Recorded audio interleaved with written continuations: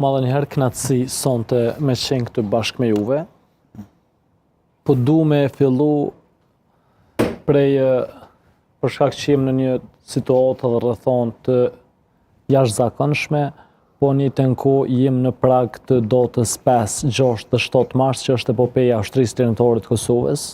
dhe po du me shpreh mirënjohjen, krenarin, respektin për lavdin e familjes Jashori, komandantët legjendorë Dem Jashori, sakrificën e tyre si shembull i sakrificës, i angazhimit, idealit për kauzë kombëtare që sot për shtetin që ne gëzojmë dhe lirinë që e kemi, që është trashëgimi dhe gjaku i dëshmorëve të kombit është në themelët e shtetit dhe liria jonë është si rezultat i sakrificës të burrave, të grave dhe familjeve të mëdha ndershme të forta dhe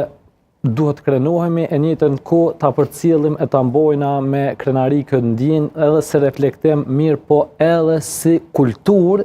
e punës e angazhimit, po edhe përgjithësi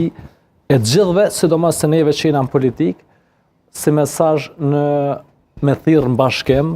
me thirrë në unifikim edhe me thirrë në racionalitet, është menoj çështja që mas shumë t'i ka nevojë vendi jonë edhe ka nevojë skena jonë politike, shto tjetrën të e pas parasysh rrethona të politike, gjeopolitike në botë, sot që janë duke ndodhur, menoj që është më te vështesë, edhe me reflektu në të kalumen, edhe me po aktualitetin, po edhe nevojat të qytetarëve me cilat ballafaqohet qytetari i Republikës të Kosovës, pro skena politike përkatësisht leadershipi,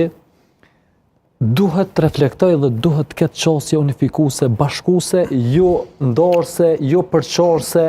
edhe jo me inate e mlefe pejt kalumës, me qëllimin... Kom fillu vish me ndjekët atmosferën e zgjedhjeve dhe po e respektoj, kom fillu me respektu kandidatët e partive